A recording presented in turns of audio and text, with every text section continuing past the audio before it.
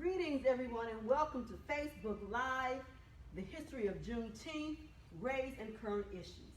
I am your presenter for this afternoon. I am Sister Dr. Pamela Safisha Nzinga Adeleke Hill. I serve as adjunct assistant professor at University of Texas at Arlington in the Center for African American Studies and the School of Social Work. I am pleased and honored to be here today to share with you the history of Juneteenth. Breaking news, breaking news, breaking news. The President of the United States just announced today that he is the reason everyone knows about Juneteenth. Yes, this is what he said today, that he is the reason everyone knows about Juneteenth. If it was not for him, then no one would know about Juneteenth. Okay? So, let's go ahead and get started. In fact, that is a lie. It is the utmost lie, so please don't believe that stuff.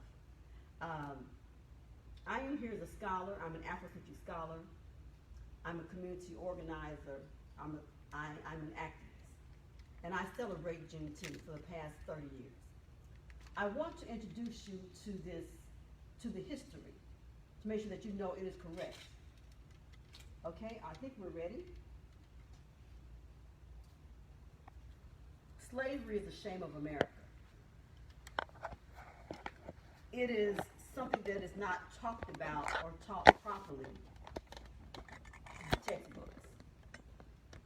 It might be a paragraph in American history, but most people have very little knowledge of slavery and its practices on American soil.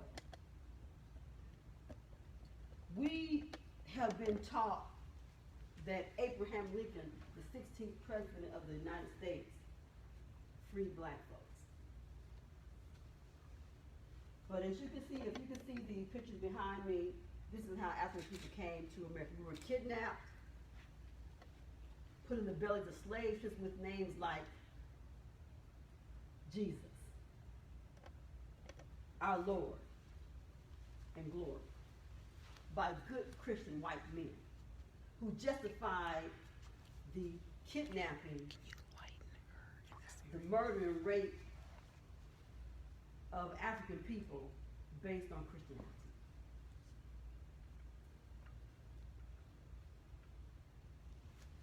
Basically, this country was divided by the Civil War. When Abraham Lincoln ran for office, he ran on a platform of doing away with slavery. A lot of people do not like this because, again, slavery is free labor, and America was built on free labor.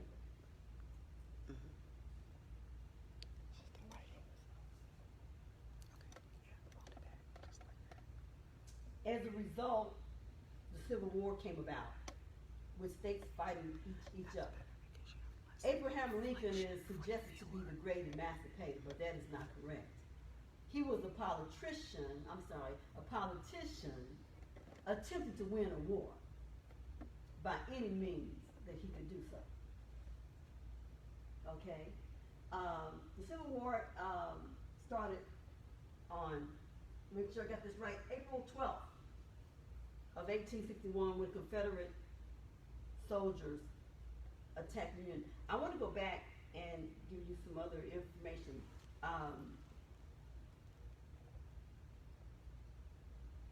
Many states left the Union to form the Confederate States because they disagreed with abolishing slavery.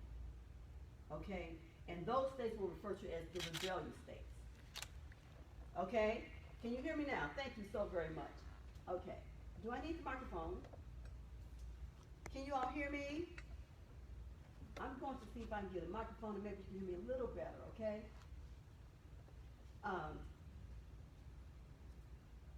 Is this better? Can everyone hear me? Someone say yes, we hear you better, or no? Okay, perfect, perfect. Thank you, thank you. Look at my slides here. There's proof that Abraham Lincoln was not in favor of African people being free. He wrote a letter to Horace Greeley, who was at that time and I'll move so that you see this. And what he said in the letter to Horace Greeley, who was over the New York Times in August of 1862, he said, if I could save the Union without freeing any slave, I would do so. And if I could save it by freeing all the slaves, I would do so. And if I could save it by freeing some and leaving others alone, I would also do that. What I do about slavery and the colored race, I do because I believe it helps to save the Union. This is very important that we understand this. Okay? Now, next slide, please. The following month, in September of 1862, Abraham Lincoln wrote a document called the Emancipation Proclamation. In this document, he basically said that for those states who return to the Union, you'll be okay. Okay? But if you refuse to, I will take away slavery. Now we have to understand when people say Abraham Lincoln freed all the slaves, that is incorrect. That is incorrect. He gave these states until January 1st to return to the Union. Because on that day he indicated that his proclamation will go into effect on January 1st of 1863. Next slide, please. In this document, it declared that all persons held as slaves within the rebellious states,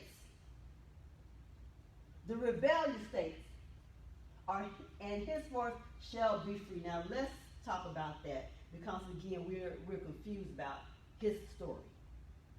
What are the rebellious states? Let's take a look and see what the rebellious states are. Next slide, please. The rebellious states. South Carolina was the first state to secede from the Union. Then you had Mississippi, Florida, Alabama, Georgia, Louisiana, Texas, Virginia, Arkansas, and North Carolina.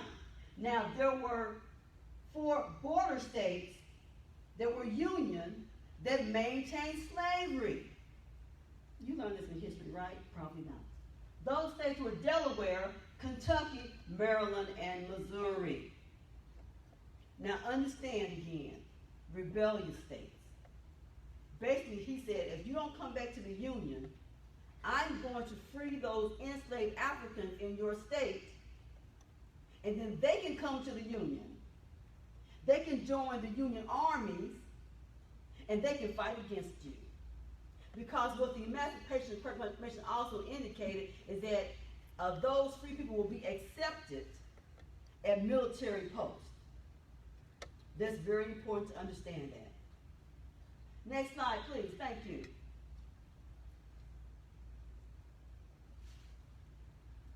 Black people celebrate something called Watch Meet. We go to church on December 31st, about around 10 o'clock, and we pray the new year in. But where does that come from? It comes from the signing of the Emancipation Proclamation. Because the word had gotten around on the plantations that freedom will come at midnight. And so the enslaved Africans, notice I say enslaved and not slaves, because slavery is a condition that is forced upon the people. African people were kidnapped and enslaved in this country for nearly 400 years. For nearly 400 years. Let that sink in, because we're going to talk about that later. But that tradition carried on in black churches. On New Year's Eve, you can drive into the black community and you'll see cars in the parking lot full, because we're celebrating what's called Watch Meet. And this is the history of Watch Meet. That our ancestors stayed up and prayed the New Year in, so we continue that tradition of praying the New Year on New Year's Eve. and it comes from our ancestors. But the word did not reach Texas until June 19th of 1865. Understand the timeline. The document, the proclamation went into effect on January 1st, 1863. But it wasn't until 2.5 years later and 2.5 months after the Civil War ended that the word got to Texas was wiser. Texas was the farthest away, number one. There are rumors, historical rumors, that a messenger was on the way to Texas by horseback to deliver the word of freedom, but he was killed along the way. The other thing is that the farmers, the plantation owners, knew about the Emancipation Proclamation, but they kept it from the enslaved Africans. Okay? So this is why Juneteenth is celebrated now, and we call it Juneteenth. It was June 19th. General Gordon Granger arrived in Galveston, Texas. Galveston, Texas was a major slave port. I'll say that again. Galveston, Texas was a major slave port. He arrived with Union soldiers to deliver the word that everyone was free. But check this out. There's a different slip to that. Okay? General Order number 3. Next slide, please. You can see it better. And this is what it said. I'll move back so that you can see it. General Order number 3 read, "The people of Texas are informed that in accordance with the proclamation from the Executive of the United States, all slaves are free. This involves an absolute equality of personal rights and rights of property between former masters and slaves, and the connection heretofore existing between them becomes that between employer and hired labor. The freemen are advised to remain quietly at their present homes and work for wages. They are informed that they will not be allowed to collect at military posts and that they will not be supported in idleness either there or elsewhere." Now, what does that mean? It means you're on your own.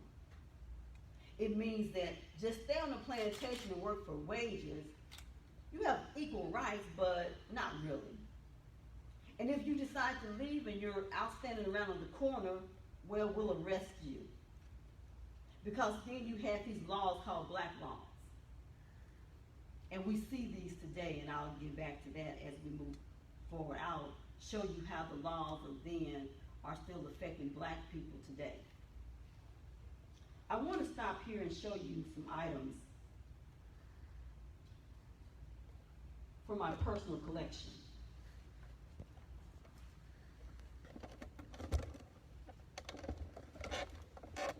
This artwork depicts a black man on his knees with his hands shackled in front of the American flag. This is disturbing to many people because they don't understand it. This is disturbing to many people because they do understand it. This is how many Americans feel in this country today in 2020. I just wanted you to see this to get an idea. Also, I wanted to show you the shackles. These are slave shackles. This is how African people came to America. And we can never forget this. We try to erase it from history. We tried to make it seem like coming to America was an adventure on the Love Boat. But imagine men, women, and children with their feet, their hands, and their necks in shackles. They also made them for children. Imagine these to fit a 5-year-old. This is the history of America that is now America's shame. And for over 400 years, our ancestors bore these shackles in America, land of the free and home of the brave. July 4th, when you celebrate your independence in America, remember that in 1776, African people were in shackles. It is a truth, it is history. It is important that we remember this. Juneteenth became the day of celebration for Africans in America because none of us were free until all of us were free. But were we really free?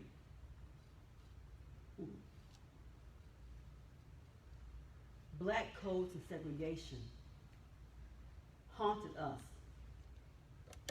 for another 100 years.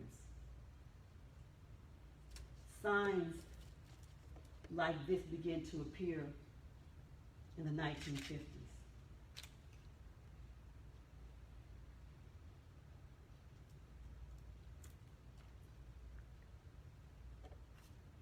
And in Dallas, Texas, restaurants had these signs.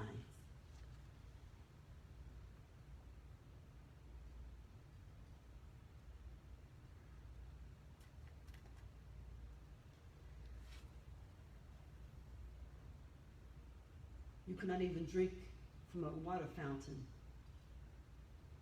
unless it had colored on it. And colored meant anybody of color.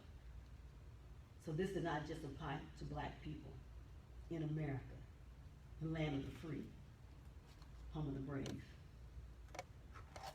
In Oklahoma, my home state, these are the type of signs that appeared. Some of you are saying, oh my God, I can't believe that. Look at American history. And look at how people of color were treated and still are.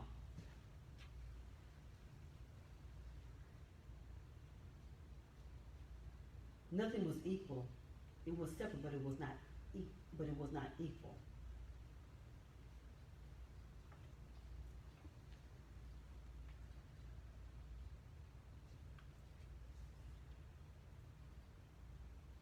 Next slide, please.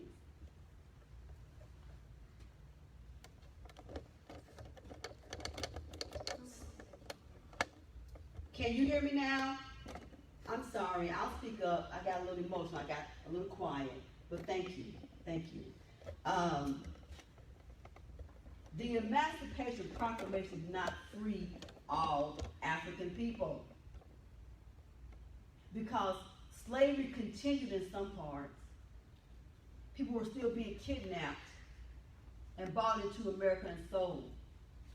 It was the 13th Amendment, ratified December 6th of 1865, that actually declared all people free and made it legal. And what it read, neither slavery nor involuntary servitude, except as a punishment for crime whereof the party shall have been duly convicted, shall exist within the United States or any place subject to their jurisdiction. Now, what does this mean? It means that if you are arrested, if you are convicted, you are legally a slave.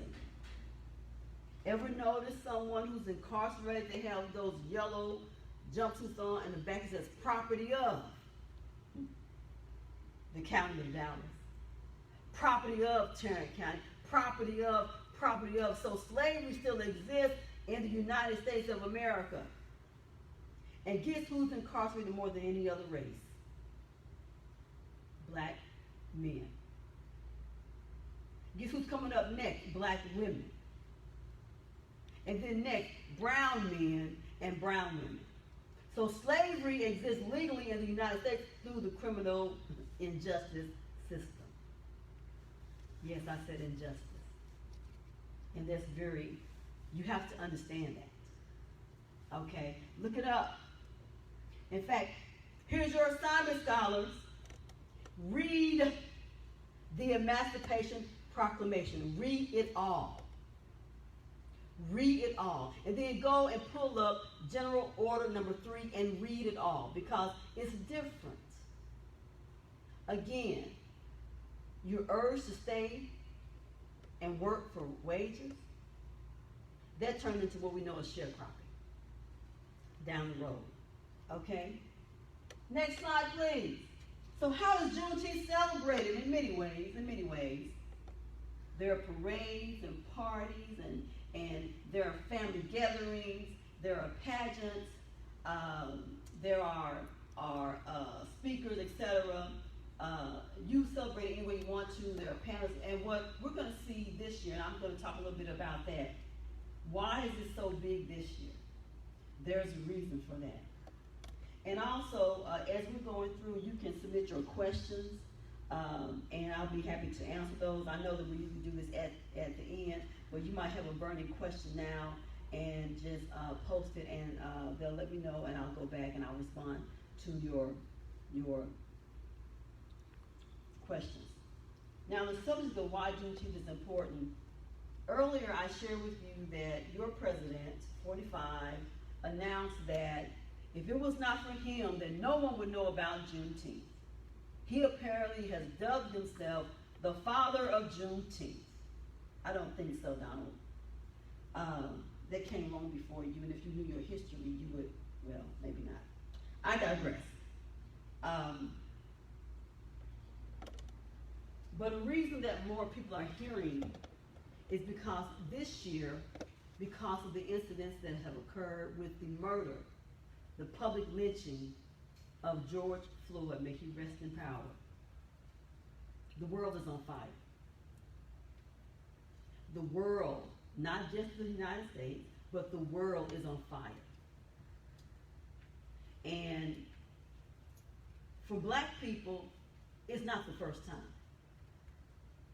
It's not the first time. If you talk to your black friends, they will tell you stories that you might find unbelievable. The first person that I knew who was shot by police was a guy who lived across the street from me named Lee. Lee had gotten into a fight with his girlfriend, and he was walking home one night. He only had on shorts. He did not have a shirt, did not have on shoes. He had been drinking. They had a fight. She called the police. He's walking down the street, and they shoot him in the back. Across the street from my house in a nice neighborhood, a nice, predominantly black, working class community. Lee was shot in the back. I think I was probably 10. My first encounter. When Rodney King was beaten 30 years ago and it was captured on video, black people said, finally, the world will know what we always have known. We saw how that turned out. The first time I saw the police beat somebody was a friend of mine in high school named Paul. Paul was a tall, skinny guy. We were at a football game, and the fight broke out. He was trying to stop the fight. Two officers, a black and a white officer, came.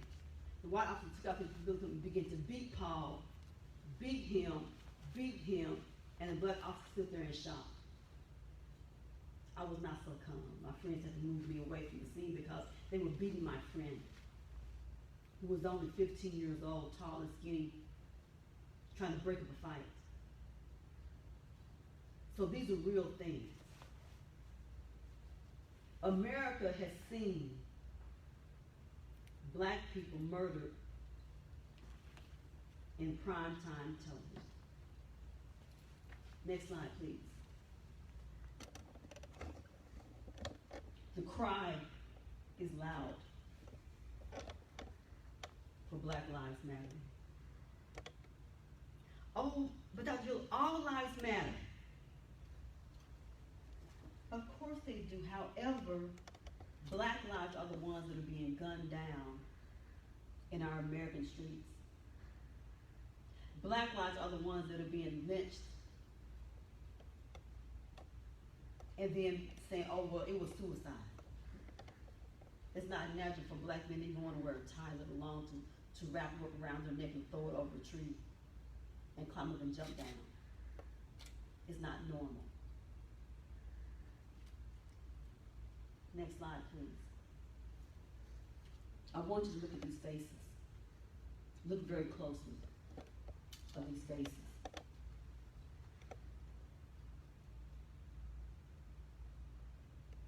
So many, too many to count. But these are the faces of black and brown people who were murdered, unarmed people murdered by police. Do you see the children? You see the babies? Anybody look like you? Or your father, your mother, your sister, your brother, your niece, your nephew, your child, your friend, your classmate? This is a reality. Unarmed black people murdered.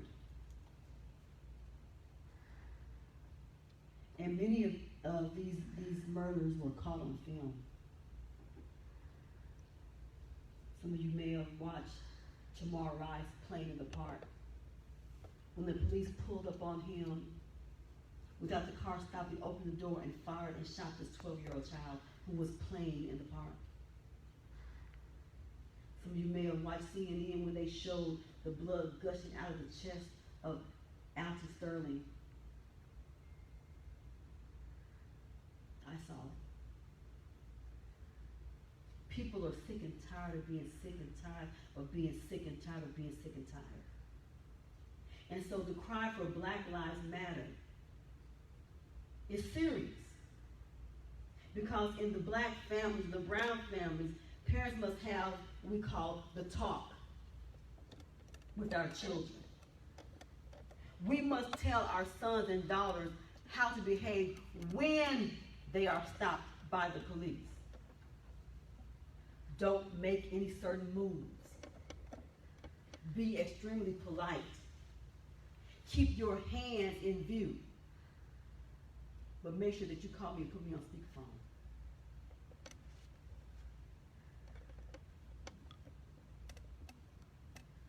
It's reality.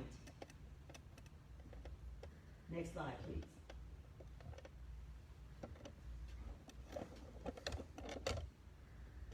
There is a code that black folk know about of being black. Because black people are murdered for doing normal things that people do all the time. Just turn on the TV and you'll see it. That black people in the last few years have been called, the police have been calling black people for doing normal things, like sitting while black, walking while black, talking while black, sleeping while black, shopping while black, praying while black, picking up trash while black, studying while black, napping while black.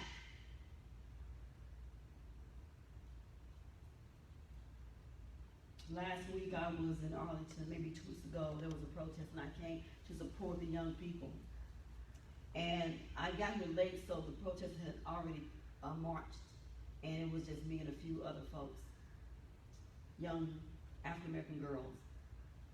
An older white man walked over to us. He had pulled up and parked his car, walked over to us. And the first thing he said is, "Where y'all from?" As if we were from somewhere, as if we did not have any business being there. Then he proceeded to tell us, well, there were white people who were killed by the police. One young lady said, "Thank you, sir, but we're not here for that." Then he began to tell us about how he was stopped by the police and that they knew he had a lot of guns. Why was he telling us that he had a lot of guns? Then he said, "I don't want you people in my community." That's what he said. The young ladies needed to hear that, because they needed to know that there are people like that who believe that they have no business being in the space that they are occupying, even if they are just sitting. They were sitting. Why did he feel necessary to tell us that he had a lot of guns? I understood that. They were young, they didn't get it. But I understood fully what he was saying, is that I have guns. I have a lot of guns. I don't want you people in my community. Do we have any questions? Yes. We have some questions, so let's go to the questions. Y'all all right? Good. So, you want me? Hold on a second. Speak into the mic.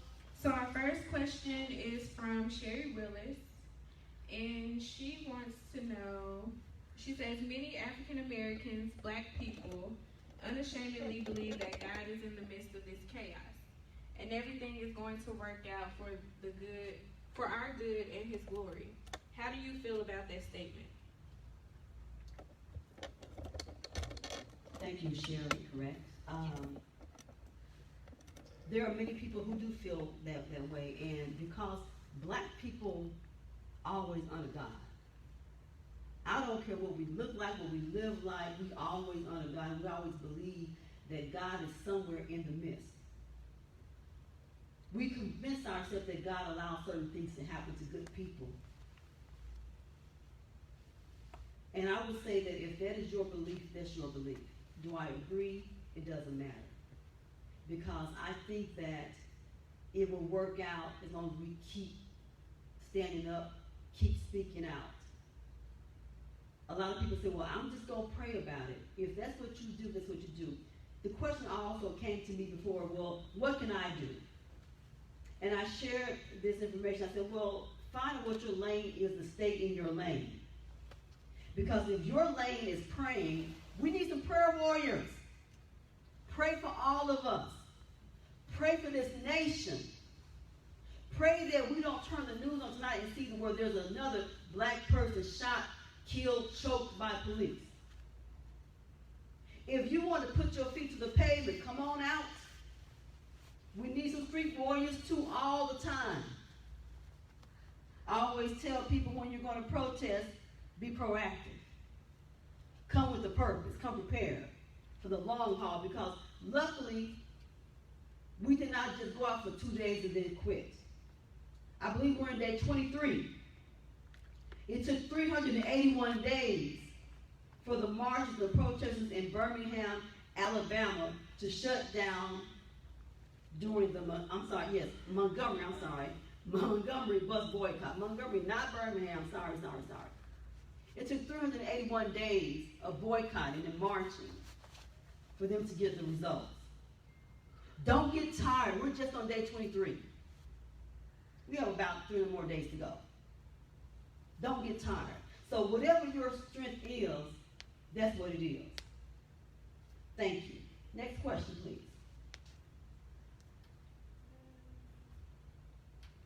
Any more questions? Come on, and this is the time. If you have questions, please submit them. Hold on. The second question is also from Sherry Willis, and she says, what do you think about white privilege as compared to white blessing?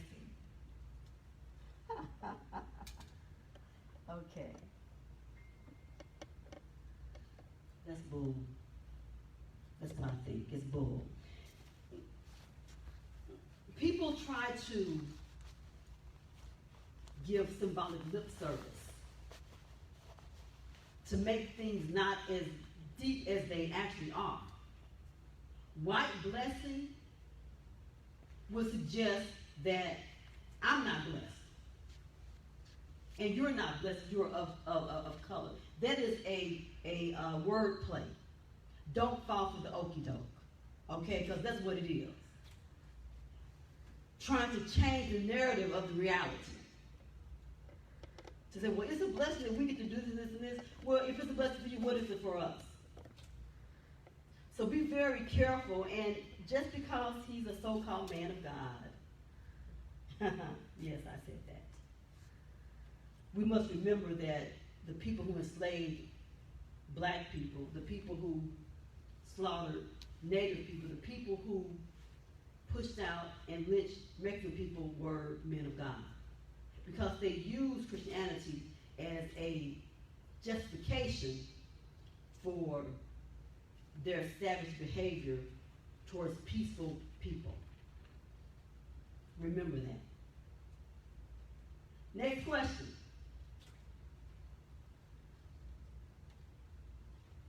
Okay, so our next question is from Santina Grigfam, and she says, I've been feeling so passionately and wanting to speak to my many white friends. I've tried to have conversations but get quickly shut down about them not being racist, simultaneously saying that they do not believe in white privilege.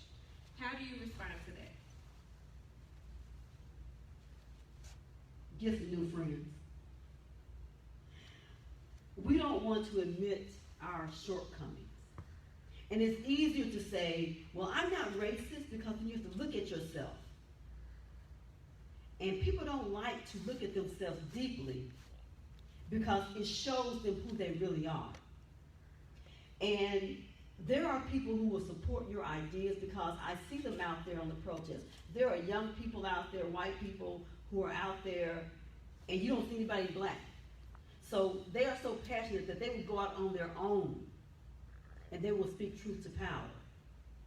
So they're afraid because, again, they don't want to see themselves for who they really are. You might find that one person said, you know what, you're right. This is wrong, and yes, I am privileged. That means that they are honest with themselves and who they are.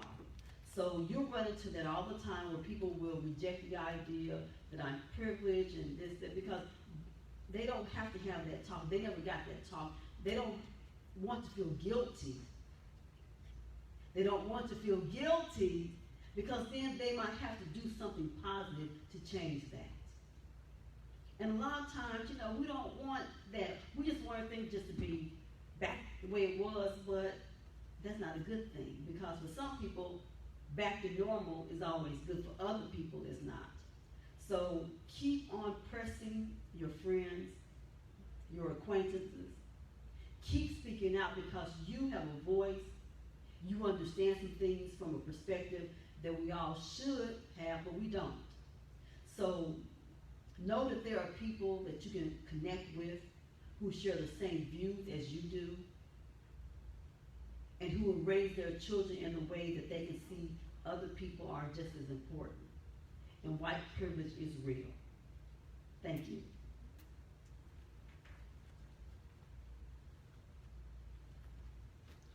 Our next question is from Abigail Brooks. She says, changes in the justice system and the American mindset are necessary, but what other ways can we help black people build up black communities? A major way that we can help black people build up black communities is invest in black communities. That means that spend your black dollars with black people. If you are aware of Black Wall Street in Tulsa, Oklahoma, that was destroyed by bombs because there was the first domestic terrorist attack from the United States on black people when they dropped a bomb in Tulsa, Oklahoma, in the Greenwood district on June 1st of 1921. The dollar circulated in that community at least 30 times before it left. That means that people spend money with people who look like them. So we must have a strong economic base. We must support black-owned businesses. You may have heard of the blackout that's coming up on July 7th. It needs to be on a regular basis. I myself will drive an hour to support a black-owned business if I have to. So do it purposefully. And the other thing is that do work in your community that matters. To my college students, when you get your degree, and if you're in the minor of Black Studies, you should know this already, that there's a There is a mission that we have in Black Studies. It is academic excellence, cultural grounding, and social responsibility. And that means giving back to your community, volunteering, working in the midst of building businesses, making a positive impact. And so those are some things that we can do. Again, that economic base is strong because it will touch everything else. Okay? Seek to open businesses if you can, and make sure that you support. In fact, I want to give a shout out to, in terms of education. If you are in Dallas, make sure that you go by and you support Pan-African Connection Bookstore. If you're looking for books or art, information, history, culture, you can find it there. If you're close to Fort Worth, the Bookshop is a place to go. And this is where you can get books and learning and culture, etc. Take your children. Take your children and support Black-owned bookstores. That's extremely important. Thank you. Next question. Our next question says, how can we move to action? More people are becoming aware. What can we do to begin to make substantive and long-lasting changes, not only in our communities, but even here at UTA and in other institutions? Closed mouths don't get fed. If you sit in my class, you've heard me say this. I see you back there laughing because you're like, yeah, Dr. Hill said that. Vote. Register and vote. That's the first thing. Understand that Black and brown people fought just to be able to vote. If you're 18, you should be registered and you should vote in local elections, state and national. You might even want to run for office or look into sitting on various committees for the city. You can do that. What is it that you want, students? What are the demands that you have? Make sure that they are reasonable demands and obtainable demands. Understand that programs like multicultural affairs, Black studies programs, etc., came about because of student protest. I'm not saying to protest. You don't need to. Well, I mean, yes. There are protests going on, so how your voice was heard that. But what I'm saying is that if there are some things that you think that are lacking, I'm sure that this administration will listen. If you've paid attention, our president has sent out a statement about George Floyd, also a statement on Juneteenth. And to me, that signals that there are people who are interested in listening to what you have to say. So what is it that you want and that you need as students that's going to make your stay here more exciting, and that's going to bring other students in? So you have the ability and the power to say, well, these are the things that we do, but make sure that they're reasonable and obtainable. Funding is always essential in anything. In anything. Most cultural centers, most Black studies programs are always fighting for funding. But if you're paying attention, the nation is speaking about defunding the police department. Why? Because they have lots of funds that can be moved around. They still stay in the same community, but they're moved around to benefit the people.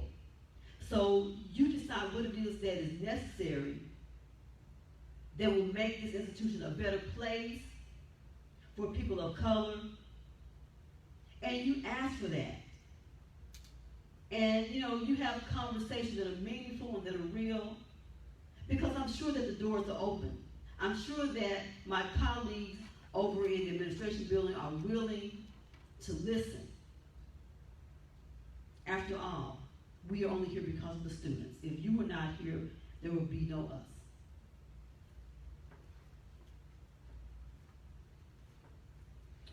Our next question comes from Stacy Roberson, and her question is, what are some methods parents can introduce elementary age children to Juneteenth if they have not already?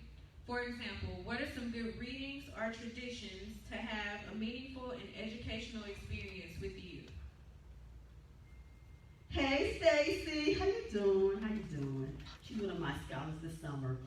First of all, visit Pan-African Bookstore and or the Bookshop. There will be activities going on a regular basis. There are children's books with little black children, little brown children. There are children's books that you can read. They have different activities, and most communities have activities for Juneteenth. The Martin Luther King Center will have some things. Usually Pan-African has something. The Adopt Bookshop has programs going on. And a lot of these places also, particularly, they have Saturday schools for children. So what parents must do, they must educate themselves first so that they can educate their children or do it together. Again, take a family trip to Pan-African, take a family trip to the Adopt Bookshop in Fort Worth and just ask them, what do you have? And they'll be more than happy to share the resources with you. They can give you the list of programs and activities that they have for children, because it's never too late. It's never too early to teach children. One thing that I would also urge us to do is to take time to learn the National Negro Anthem. There are 3 verses. Listen to it, Google it, and listen to it. Learn the words and teach your family. This is something that you can do as a family or a group of your friends. Many moons ago, when I was at North Texas, I advised both the NAACP and Black United students. And before each meeting, I made them sing all 3 verses of the National Negro Anthem. I thought it was important. And I see my students 20 years later, and they said, you're the reason I know this song. So that's something that you can do together as a family or groups of friends, because it's embarrassing to go to an event, usually in February, and we sing the National Negro Anthem and no one knows it, except the elders, because they grew up in school where they had to learn. So those are some starting points that you can do, and tell them that Dr. Hill sent you. Okay. Our next question is from Frederick Rice, and his question is there a particular group or movement that started pushing Juneteenth in the public sphere? Thank you. Juneteenth is a very old celebration. My mother, who would have been in her 90s at this time, told me that as a child that they celebrated Juneteenth. And yes, there is several groups who push it, but again, it's really focused in different communities. I celebrated for the first time maybe 30 years back. I was living in Cincinnati, Ohio. They had a celebration. Denton, Texas has a big celebration. Galveston, Corpus, all these places have big celebrations. So yes, you can Google Juneteenth, and there are several groups that do things, and you can even start your own tradition. In Dallas, we used to have a Juneteenth parade, and we just marched through the community with our drums and invited people to come out of their houses and join us. So there are all kind of activities going on. So just hit Google Juneteenth events, and you'll find a lot of things that are going on. Okay, and again, keep doing the research, because it is a state holiday, but it is not a federal holiday, and that's going to be the next push. And I can tell you that I never worked on Juneteenth. Not for 30 years, whatever day is on. I'm sick that day, I'm taking a sick day or taking a vacation day, because it is my Juneteenth. I don't really do the 4th of July, because again, I know the history. So Juneteenth, and I think that what we're going to see as the years progress, we're going to see that as major. And again, many cities have major celebrations already. Thank you. Our next question comes from Allie Miles. She says, I've been told by some of my white friends that it is wrong for a white person at a protest to chant and wear Black Lives Matter. That it's offensive to black people. In your opinion, is that true? Is it wrong for me to stand in solidarity and chant Black Lives Matter as a white person? Hey, Allie Allison, how you doing, girl? Listen, Your friends are whack, I'm sorry. They're wrong. They apparently have not been to any Black Lives Matter movement. I'm trying to figure out where I can get a shirt. Because I see more white people like, where do you get the shirt? No, you can wear the shirt, you can carry the signs. I have one for you here if you would like it. Allies are welcome. Allies are welcome. Allies are welcome. You wear your Black Lives Matter shirt all you want.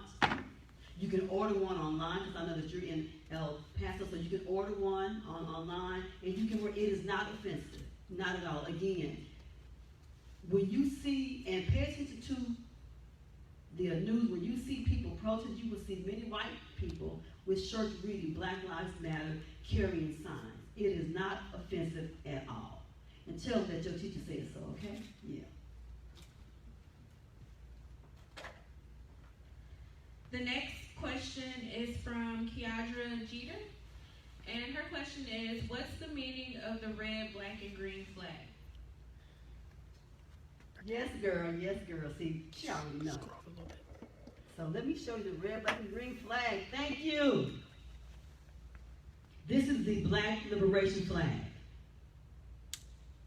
Marcus Garvey created this flag in the 1940s. The red is for the black. I'm sorry. The red is for the blood. The black is for the people, and the land is for, the green is for the land. Red, black, and green. The red is for the blood. Black is for the people, and green is for the land. Sometimes you'll see it also gold on it, and the gold is the gold that they stole. Because understand that Africa was the Gold Coast, and that gold was very plentiful then. In fact, while I got you listening, what comes out of Africa besides brilliant people? Gold, diamonds, oil, spices, etc., etc., etc. Everybody is in Africa. If you haven't noticed, look and see who's in Africa. And also, Ghana is saying, come home. Ghana has said, come home. Last year was the year of the return. And again, Ghana is saying, come home. Black people, come home. I got my passport. And Kendra, you will have your African name by the time we go. And thank you for that very important question. But this is the red, black, and green flag. And you will see it often at protests. Again, this is the Black Liberation Flag. The red is for the blood. Y'all say red for the blood. Red for the blood. The black is for the people. The black is for the people. The green is for the land. The green is for the And land. if you see gold, the gold for what they stole. Yeah, okay. Thank you, Kendra. Thank you, girl. Our next question comes from Gary Nixon. What advice do you have for the younger generation that's tired of being tired, but they may not be the kind of individual who riots or protests? Thank you, Dr. Dixon. I appreciate that question that you have. Yeah, I see you laughing. The advice is, can you make a sign? Can you take water to the protest? Can you send out emails? There's something for everyone to do. So don't feel that you have to be out in the streets. It's not for everybody. Believe me, I was out there. Tear gas is not something that you want to be close to. It burns, it burns, it burns. So that might not be your thing. But again, you can do signs. You can take water out. You can send out messages. You can still be supportive and not have your feet on the ground. Okay? So whatever you feel that you can do, do it. You can be supportive. You can pray. A couple weeks ago at a protest, there was a young white woman who was actually a social work major, yes. And she had packages of fruit, snacks, masks, and water, and she was passing out to protesters. So even something like that you can still do, but don't feel that you're not making a difference. You can write about it. You can post about it.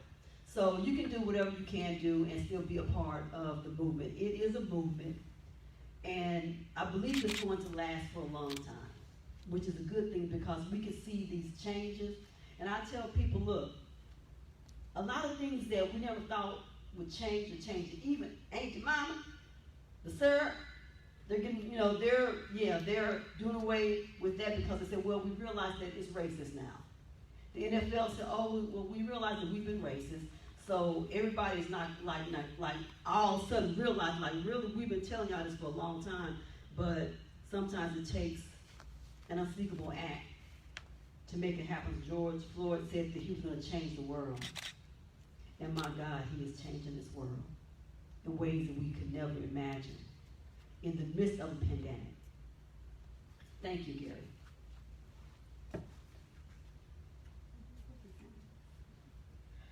Our next question comes from Serene Kadar, and she says, can you explain why the 4th of July goes against the values of Black Lives Matter and the history it stands for?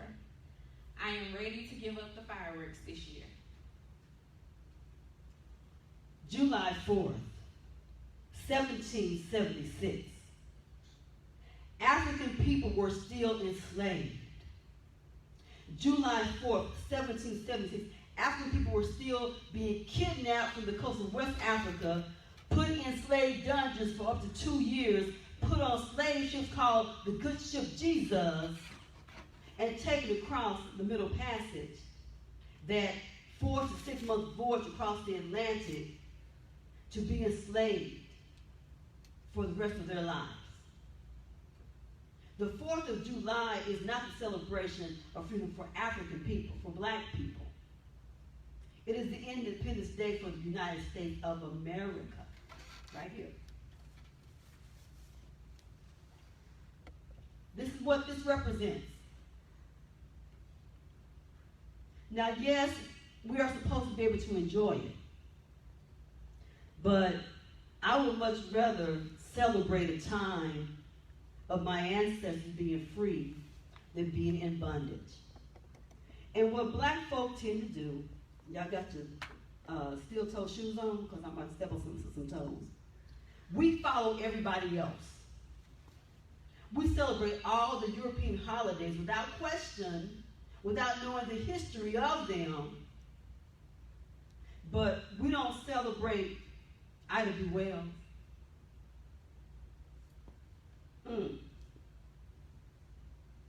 We don't celebrate Nat Turner.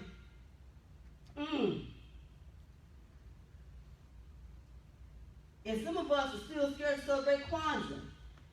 If you're in my class, what I take, Kwanzaa is not what Black Christmas.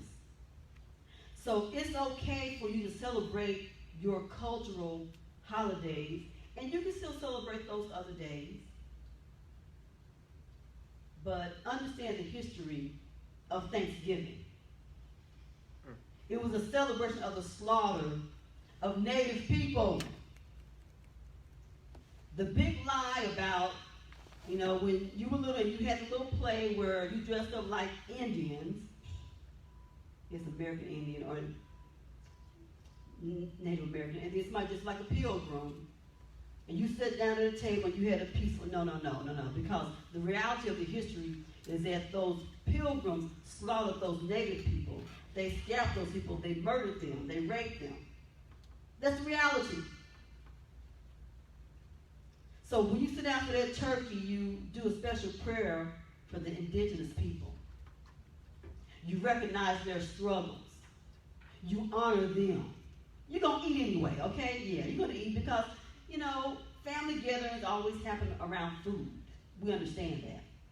But recognize the people who suffered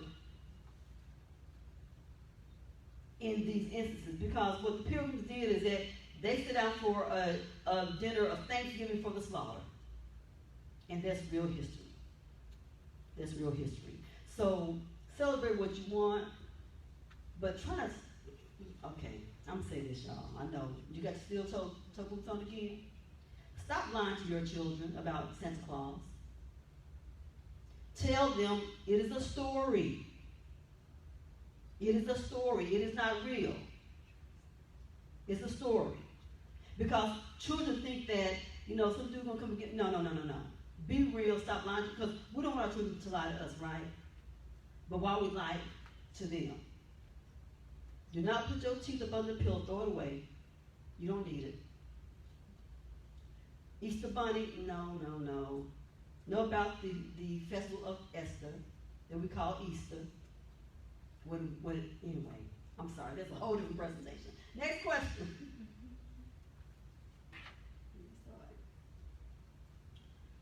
Our next question is from Kaylin Sparks. Why do people have the biggest issue when someone takes a knee during the American flag? Kaylin, that's called ignorance. Think about it. Most people fall to their knees to pray. That's not disrespectful. Somebody made a decision. Well, that's just, no, it's not, it is very respectful. I heard someone say, well, if Colin would have just told us, he told you. We telling you. So don't get it twisted. People make up stuff because they don't want to face the truth. It has never, ever been disrespectful to get on a knee. Now, if you turn your back, that's one thing. But you're on a knee, you're in a position of being humble. Think about it. You on one knee, what? You're being humble. You're paying honor. So don't let anybody tell you anything different. It is not disrespectful. Period. With a T on the end of it, okay?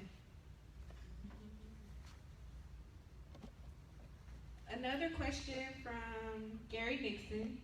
Why is it when we're discussing police brutality, someone brings up black-on-black crime, as if crimes don't happen in other communities? Okay, Gary. Because again, it's an effort to change the narrative. If I can knock you off balance and get you distracted, then I can control the conversation. Think about it. We're talking about one thing, but then I'm moving somewhere else. And whatever the initial conversation was, we're not talking about that, but we're over here. So it is a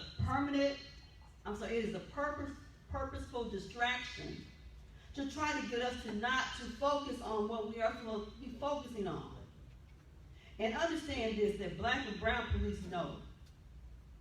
Because they have been under attack. In fact, in Dallas, and you may or may not heard about this, several times black police officers found nooses on their desk. Yeah.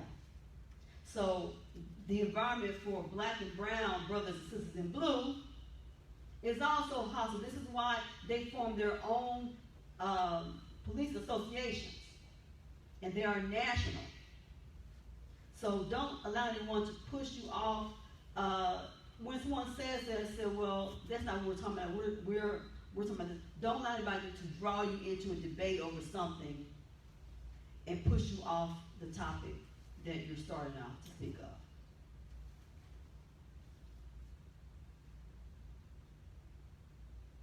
And we'll see what the next question is.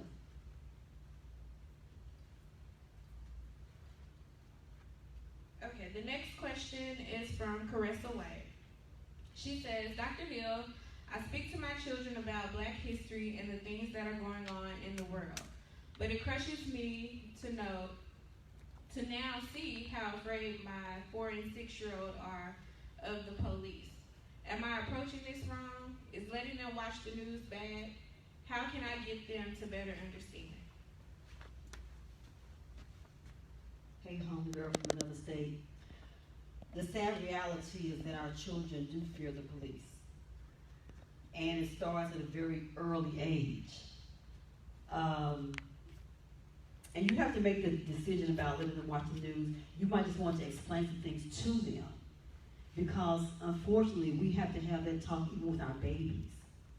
And that's really sad because we've even seen incidents where 5 and 6-year-olds have been handcuffed by the police at their schools.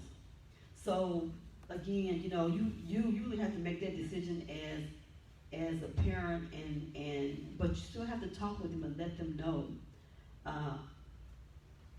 It's sad, but you know that's the way it is. You can't always say trust people because we live in a society where it's really hard to trust people, and then even their friends might be talking about how the police came and did this. And I remember when my daughter was 5 years old. She's 20 now, but when she was 5 years old, I picked her from daycare. And there was a woman there, a young pregnant white woman, whose car had broken down, and she was trying to get home. And I said, well, I'll drop you off. She lived right down the street or whatever. And I was taking her home, and then I missed my turn. She said, oh, you missed your turn. And I made a U-turn. Immediately, a policeman pulled up behind me. And I told him, I said, well, you're in the car, so I should be all right. And my baby said, Mommy, are they going to kill us? My baby was 5 years old. And I did not know that she had that feeling, but at 5 years old, she asked, Mommy, are they going to kill us? That broke my heart. And it's breaking my heart now because I'm remembering that. It's a sad reality, but our children, we just got to be honest with them, and we have to protect them as much as we can.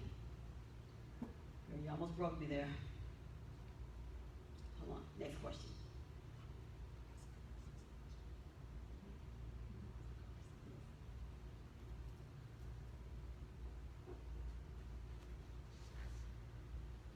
Okay, our next comment is from Mary Vaccaro, who is agreeing about the respectful nature of Colin Kaepernick's gesture. He even got the idea from a white former military officer. What are your thoughts on Colin Kaepernick's knee stand? I'm with him all the way, and if I could get up after get on my knee, I would do it as well. But yes, he did the right thing because he wanted to bring attention to the brutality. And why the national anthem, if you listen to the words, it is a racist song. Listen to the first and second verse. It is a racist song. I don't sing it, and I'll tell you this. I was in the military for a while. I don't stand for the playing of the national anthem anywhere. I think that I was in my 20s when I stopped doing that, and it just didn't feel right, and I just did not do it. And people kind of look at me strange, and I'm like, what? I have a right to sit down. I don't turn my back. I don't do anything. I'm sitting there. I just don't get up. And remember this. As children, in the classroom, this was hanging in every classroom. We had to stand up, put our hands over our hearts, and pledge allegiance to the flag. Remember that? And even if we stop doing it, we still know all the words to it.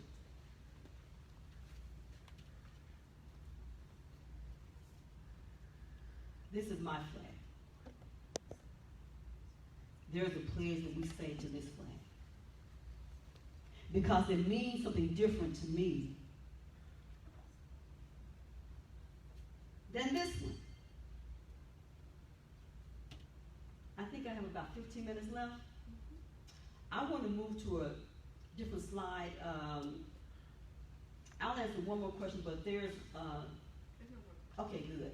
So thank you for all of your questions. I appreciate you watching. To my lovely, beautiful scholars, thank you for tuning in. I know y'all trying to get some extra points. Anyway, but let's go to the next slide, because something that I want to speak about pertains to Black people at predominantly white institutions, and why it's important that you hear our voices. I worked in higher education for over 20 years in various positions, both at historically black institutions and predominantly white institutions. My experiences have been very different. And as I talk to my colleagues, our experiences have been very much the same. Black people in higher education, faculty, staff, and students, are often under psychological attack. What do I mean by that? Well, we are often made to feel unwelcome, alienated, isolated. We are often expected to behave in a certain manner to make sure that everybody else is comfortable around us, even at our expense of being uncomfortable.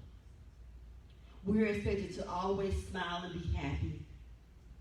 And what's interesting is that I've been in positions where I was hired for a position, for example, multicultural affairs or diversity, and then I was cornered by my white colleagues demanding that I justify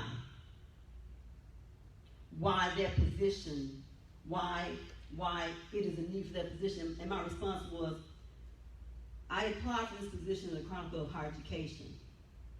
I was interviewed, I was a top candidate, and I was offered the position, and I accepted. You developed this before I got here. I did not develop it. Yet always expected to justify that position. And that is ridiculous. But again, these are some things that are real, and a lot of people don't say anything because we need to work. We need to feed our families. So we allow ourselves to feel this way, and if we dare speak up, we are often criticized. Next slide, please. This is my last slide. And now that we're listening, what must be done?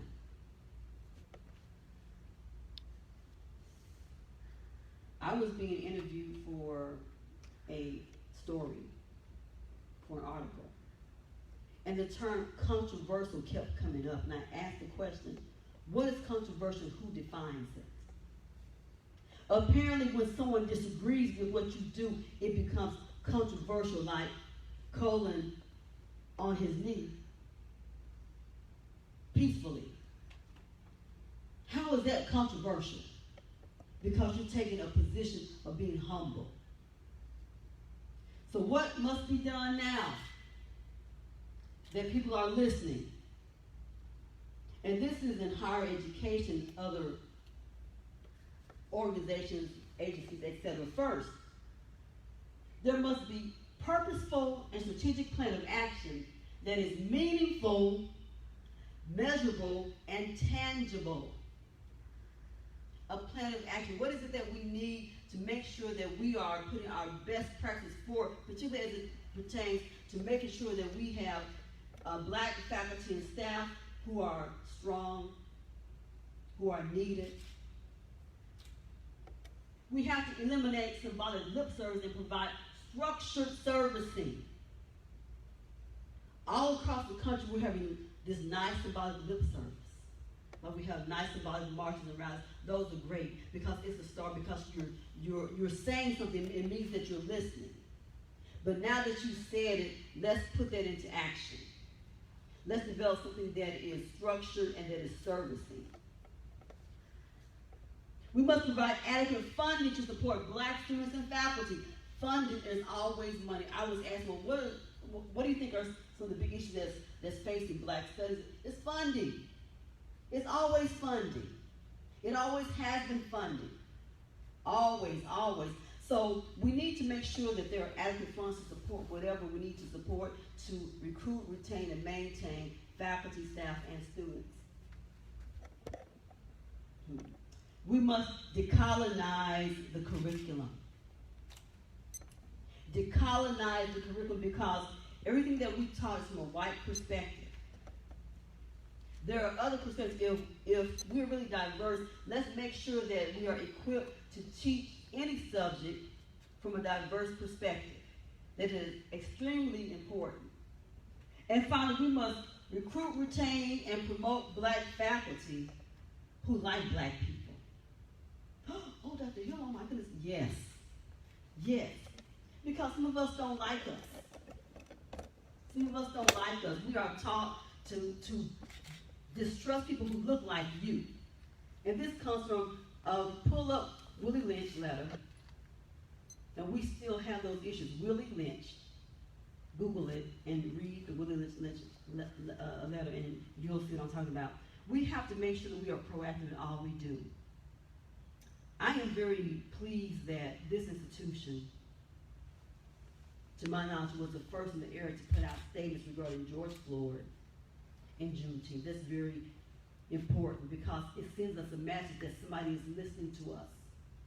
They're listening to what's going on around the country, and they are ready and willing to restructure, to expand, to develop, and to make sure that the experiences of black and brown and other people are good experiences. Because when we have good experiences, we bring other people with us. We speak well of this space. So again, I want to thank you. I have about 7 minutes, I think, right? I still have 7 minutes. I can go for a minute here. I want to remind you about Juneteenth, if you tune in late. Juneteenth, on June 19th, 1865, 2.5 years after the Emancipation Proclamation, the word reached Texas. Read the Emancipation Proclamation, because it said only those states that had seceded from the Union, read it. Because Abraham Lincoln did not free all the slaves. In fact, he did not free anybody. It was the 13th Amendment. Go back and read General Order Number 3 that was issued in Texas on June 19th of 1865 and see what it actually says. Juneteenth is going to be a federal holiday someday. It took us years to get Martin Luther King's Day recognized. I was in college. So college students, you're a professor, if you're in my class, I was one of the millions of young people, or people across the country, who rallied and signed petitions that made Dr. King's birthday a national holiday. The power of the pen is very important. Make sure that you use it wisely. Make sure that you think before you speak. Make sure that when you have your demands, that they are reasonable and that they benefit people and not just fluff stuff. Don't be satisfied with crumbs. They don't fill you up. Know that you are brilliant. Know that you can make a difference in the world. Know that every significant protest that implemented change started with young people. I am so proud of young people who are not afraid to speak out. I pray that you continue to be excellent. I know we're still going through this pandemic and that the world is crazy, but understand that you are at a historical moment in time. Yes, you are making history. And never ever forget that. Always use your voice. Always, because when you're quiet and you stand in the corner and say, well, we can't do it. Yes, we can. Yes, we can. Make sure that you vote. Know your candidates. Think about running for office someday yourself. And as people come and they want your vote, look at their record. Look at what they have done. Sometimes people say stuff when they were young that they had no business saying. Maybe they didn't know, but look at what they are doing in the community. Be careful of infiltrators. They will show up. I saw infiltrators in downtown Dallas throwing scooters through the windows of 7-Eleven. I saw them. They were not part of the protest. They were stragglers in the back who just showed up in masks, covered up. Be vigilant, be smart, be wise, be grateful, and be safe. Happy Juneteenth, everybody. This is Dr. Safisha Nzinga Adeleke Hill, coming at you from the School of Social Work at UT Arlington. Have a wonderful semester. We have an announcement before we close out, so please listen. And if you have other questions, you can just send those and we'll respond to those later. We have an announcement. Hold on one second. So hello everyone. Thank you all for tuning in and joining us for this Juneteenth event. I do want to extend a special thank you to Dr. Hill for coming in and holding this presentation for us. She was excited and more than willing to step in these shoes and to do this, and so we do really, really appreciate her. I also wanted to give recognition to the Center of African American Studies and Dr. Shelton, President Lim, and Dean Ryan for supporting this event and allowing us to put it on. And I also want to make mention that the School of Social Work is holding a 3-part series on diversity, race, and COVID-19. The first of that series will be on next Thursday, so a week from today, at 2 p.m. at the same time. We will be live streaming that on Facebook as well. And you can also tune in through Zoom. It will be a Zoom webinar. So again, thank you all for attending and joining us virtually for this event. We appreciate you and have a great afternoon. Thank you.